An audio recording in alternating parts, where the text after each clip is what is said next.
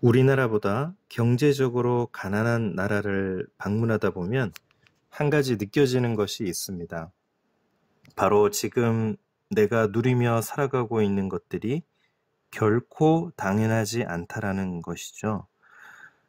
매 끼니를 거르지 않고 먹을 수 있다는 사실, 늘 원하면 마실 수 있는 물이 있다는 사실, 돌아보면 언제든지 환영해 줄 가족이 있다는 사실, 또 우리가 함께 모여서 하나님을 예배하고 또 교제하고 서로 섬기는 그런 교회와 형제 자매들과 공동체가 있다는 사실.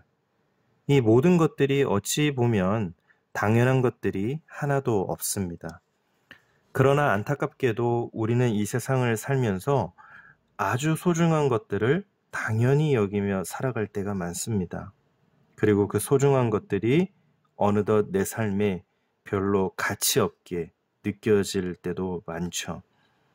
사랑하는 성도 여러분, 그렇다면 하나님의 사랑은 어떻게 느껴지십니까? 우리는 교회를 다니면서 하나님의 사랑에 대해서 참 많이 배웠습니다. 하나님께서 저와 여러분을 사랑하신다라는 이야기를 수없이 많이 들었지요. 그런데 혹시 하나님의 사랑이 이제 우리에게 너무 익숙해진 나머지 하나님의 사랑이 우리에게 너무나 당연한 것이 되어버리지는 않았습니까? 사실 우리가 하나님의 사랑을 묵상할 때 가장 중요한 것 중 하나는 우리가 하나님의 사랑을 받을 만한 자격이 없다는 사실입니다. 오늘 본문 말씀을 묵상하면 우리가 얼마나 자격 없는 자인지를 알 수 있습니다. 16장 1절부터 그 내용을 살펴보면 이스라엘은 한 아기에 비유되는 것을 볼 수 있습니다. 그런데 이 아기는 태어날 때부터 부모와 사람들에게 혐오스럽고 부끄러운 존재였습니다. 16장 4절 말씀입니다. 내가 난 것을 말하건대 내가 날 때에 내 배꼽줄을 자르지 아니하였고 너를 물로 씻어 정결하게 하지 아니하였고 내게 소금을 뿌리지 아니하였고 너를 강보로 싸지도 아니하였나니. 아기가 태어났는데 탯줄을 자르지 않고 물로 씻어주지도 않습니다. 이런 아기가 있습니까? 아기를 버린 것이죠. 이 아기는 전혀 부모에게 가치가 없는 그런 존재였습니다. 사실 이 말도 말이 안 되는 것이죠. 부모에게 가치가 없는 아기가 어디 있습니까? 사실 아기가 태어나는 일이 얼마나 큰 축복이고 또 기쁨이고 감사이고 얼마나 큰 행복입니까? 저도 아이들이 태어날 때를 기억해 봅니다. 항상 아기가 무사히 태어난 것에 대해서 큰 안도감을 느끼고 얼마나 감사하고 또 아기를 향한 강렬한 사랑을 느끼게 되죠. 이제 아버지가 되었으니 아이들을 안전하게 보호해 주어야겠다라는 생각이 강하게 됩니다.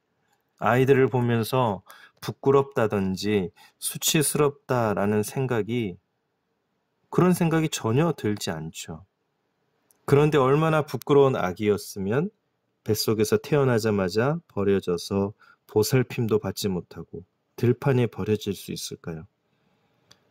그런데 이 모습이 사실은 우리의 모습 아닐까요? 아무 소망 없이 버려진 아기와 같이 진정한 사랑과 보살핌 없이 죽을 수밖에 없는 아기와 같이 그것이 바로 저와 여러분들의 모습이었다는 것입니다. 이 버려진 아기에게 하나님이 찾아오십니다. 16장 6절 말씀입니다. 내가 내 곁으로 지나갈 때에 내가 피투성이가 되어 발짓하는 것을 보고 내게 이르기를 너는 피투성이라도 살아있으라. 다시 이르기를 너는 피투성이라도 살아있으라 하고. 사랑하는 성도 여러분, 철저하게 버려져서 죽을 수밖에 없는, 아니 이미 죽었었던 저와 여러분들에게 주님께서 찾아오셨습니다. 그리고 살아있으라, 살아있으라 라고 말씀해 주시는 것이죠. 그리고 그렇게 우리를 살리시기 위해 독생자 예수님은 십자가에 달리셨습니다. 피를 흘려주셨습니다. 그것이 하나님의 진짜 사랑인 것이죠. 이 사랑을 우리가 어떻게 당연하게 여길 수 있겠습니까? 우리가 하나님의 사랑을 당연하게 여기기 시작할 때 어떤 일이 일어나게 될까요? 16장 18절, 19절은 이렇게 기록하고 있습니다. 또 내 수놓은 옷을 그 우상에게 입히고 나의 기름과 향을 그 앞에 베풀며 또 내가 내게 주어 먹게 한 내 음식물 곧 고운 밀가루와 기름과 꿀을 내가 그 앞에 베풀어 향기를 삼았나니 과연 그렇게 하였느니라 주 여호와의 말씀이니라.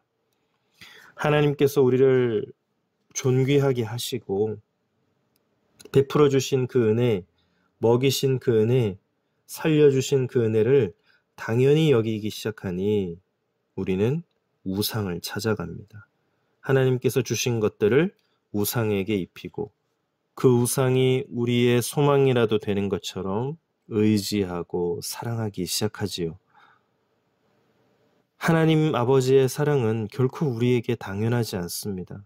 오히려 그분의 사랑은 오늘도 저와 여러분들에게 과분하게 임하고 있습니다.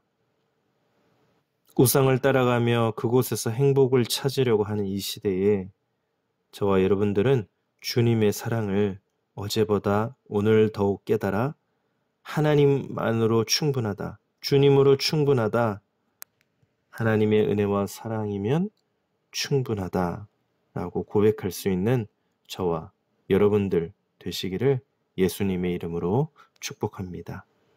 기도하겠습니다. 하나님 아버지, 우리가 주님을 만나기 전에 어떤 모습이었는지 기억합니다. 주님의 사랑을 받을 만한 자격이 없고 마땅히 죽을 수밖에 없었던, 아무 소망도 없었던, 아니 이미 죽었었던 우리였음을 기억합니다.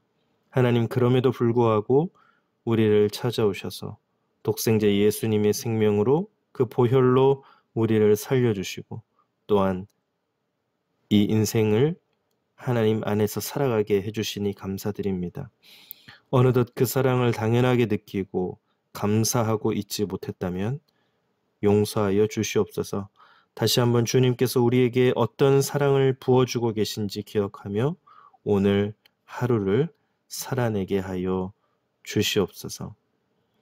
지금 스리랑카 땅에서 주의 복음의 사역, 또 말씀의 사역, 아이들을 향한 아버지 하나님의 그 크신 사랑을 전하며 그 땅에 가 있는 우리 13명의 하나님의 사람들을 기억하여 주시고 그들이 하나님께 받은 이 사랑, 그 은혜를 다시 흘려보내고 또 그 사랑으로 다시 한번 회복하고 그 스리랑카 땅에도 하나님의 눈물의 복음의 씨앗이 떨어지는 것을, 그 역할을 잘 감당하고 강건하게 돌아올 수 있도록 하나님 아버지 함께하여 주옵소서.